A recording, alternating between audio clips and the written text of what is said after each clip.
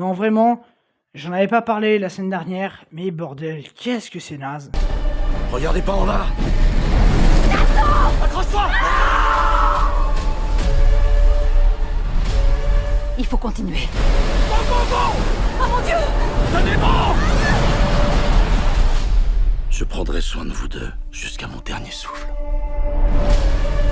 Bonjour à tous, c'est Tatomba, j'espère que vous allez bien. Et aujourd'hui, on se retrouve pour parler de ça, donc Greenland Migration. Donc Greenland Migration, c'est toujours réalisé par Rick Rowan Wog, qui avait fait le premier Greenland, qui avait fait La chute du président, et Greenland 1, que j'ai rattrapé il y a 3 semaines de cela, que j'ai trouvé complètement pitoyable. Bon, enfin voilà, mais bon, au moins le film était nul, mais se suffisait à lui-même. Mais on en a fait une suite, alors que le premier opus n'a pas marché, c'est quand même merveilleux. Et alors bon, de quoi que ça parle?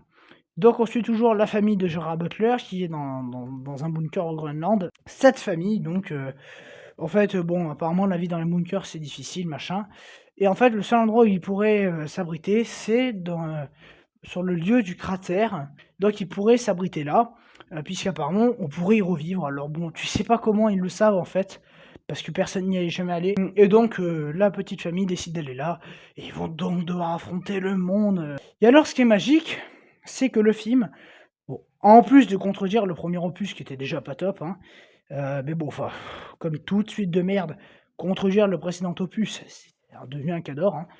Mais alors en plus, c'est un gros étron. C'est typiquement le type de bouse qui, à la fin de l'année, peut se retrouver dans les flops. Les jeux d'acteurs. Mais son jeu d'acteur consiste à gueuler 40 fois le même nom, à dire «Oh là là, courez! Attention!» Il n'y a pas d'émotion, même quand il y a un élément tragique qui arrive à un moment dans le film, il n'y a pas d'émotion. On parle d'un film catastrophe, et là où, bon, le premier, effectivement, n'avait pas beaucoup de budget, ce qui explique aussi pourquoi il cachait un peu la catastrophe. Mais là, on est sur du 100 millions de dollars presque. Enfin, ils ont le budget, parce que, déjà la catastrophe, tu la vois pas beaucoup. Quand tu la vois, c'est des effets numériques dégueulasses, mais vraiment, c'est le record du monde de la laideur, hein, ça se battrait presque avec The Flash, tu vois? Et puis alors bon, les fonds verts, par exemple, il y a une scène où ils sont sur des échelles, on la voit dans la bande annonce, ils avancent et puis il y a tout qui s'écroule machin. Cette scène-là, les fonds verts, tu les vois à 20 kilomètres, quoi. Et puis alors, bon, l'histoire, ce n'est que des choses qui se contredisent, des choses qui n'ont aucun sens. Enfin, c'est vraiment ta gueule, c'est magique ce film, hein. D'ailleurs, c'est un peu le film Ta gueule, c'est magique, The Movie, tu vois? C'est genre, au début du film, il y a un nuage de radiation, machin bidule. Et donc, on te montre, il y a plusieurs reprises dans le film, il y en a. Donc, on te montre que dehors, il y a des radiations. Et finalement, tu sais quoi? Eh ben alors, au début, ils sortent avec le casque. Et puis bon, bah, Butler fait tomber son casque, tu sais pas trop comment. Mais en fait, pile poil au moment où il fait tomber, bah, il se rend compte que, bah non, hein, il peut respirer. Et donc, vu que tous les acteurs, ça les emmerdait de jouer avec un casque, et ils auront plus besoin de casque. C'est merveilleux. Puis pareil, on te disait qu'il fallait à tout prix aller dans les bunkers, parce que quand le truc s'écrasait, sinon tous les gens qui étaient pas dans un bunker seraient morts. Et finalement, tu as des gens qui sont pas dans le bunker et qui sont pas morts. Puis alors pareil, bon, les bunkers, ils doivent résister à l'impact d'une météorite qui fait 15 fois la taille de la France, quoi. Mais alors, ce qui est magique, c'est que 3 tremblements de terre, de mer et un nuage radiatif, pouf, le bunker, il s'ouvre en 2, quoi. C'est merveilleux tout ça, quoi. Puis alors surtout, bon, ben, on te montrait dans le premier que le truc, il était énorme, le météore, et puis bon, on voyait pas vraiment si ça s'écrasait dans le sud de la France.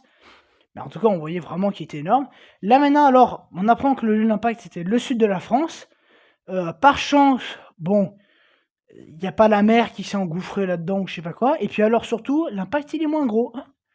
Ben ouais, parce que le scénariste l'a décidé, voilà. À croire que, en plus, je crois que c'est le même scénariste, hein, donc à mon avis, il a pas dû revoir le premier film, hein, tellement qu'il il a dû trouver le premier tellement naze qu'il s'est dit: «Bon, écoute, on va faire un truc con puis on verra». Et d'ailleurs, en parlant de concon, le box-office n'a pas l'air de bien prendre pour cette suite. Quel suspense! Quand tu vois que 28 ans plus tard, au Primat, ils lui ont foutu une tannée en 2 minutes, quoi.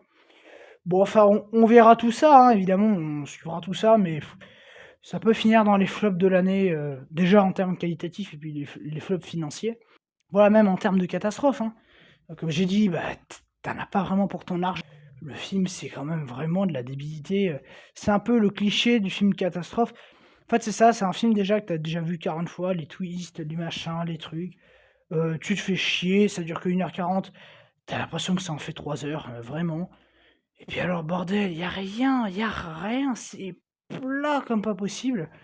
Il y a des passages, en plus des effets numériques dégueulasses, il y a des passages aussi qui font ultra fake, c'est-à-dire qu'à un moment, ils sont dans une forêt et tu le sol qui se met à vibrer, et donc t'as Butler qui met la main au sol et du coup, là, t'as un plan où t'as la caméra qui est un petit peu plus vers le sol et tu vois Butler au-dessus et en fait, le sol, tu vois qu'il est fake! C'est Tu vois qu'en fait, ils sont juste sur des vérins ou des conneries qui font un peu bouger le sol. Alors tu vois pas le vérin, mais tu vois qu'il est fake.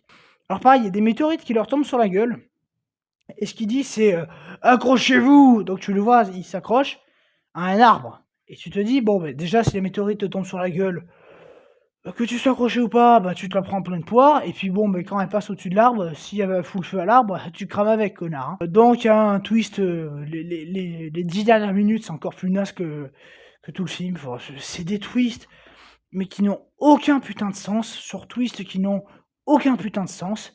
Ils voient que tout s'écroule, ils sont là sur leur échelle. Oh, ça s'écroule. Oh merde, machin il est tombé. Oh putain. Puis c'est au moment où leur échelle commence à bouger. Vite, va, cours, allez, plus vite. Tu fais, mais les gars, le temps que ça s'écroule, vous avez eu le temps de vous barrer déjà 15 mètres. Enfin, c'est fabuleux. On va arrêter là pour ce film. C'est un gros étron, c'est un film de merde, je vous le déconseille d'aller le voir. Allez voir 28 ans plus tard, ça vaut plus le coup. Donc voilà pour ce Greenland Migration. N'hésitez pas à vous abonner, à laisser un like et à mettre en commentaire ce que vous avez pensé de ce film. Et donc moi je vous dis à très bientôt pour une prochaine critique. Allez, ciao.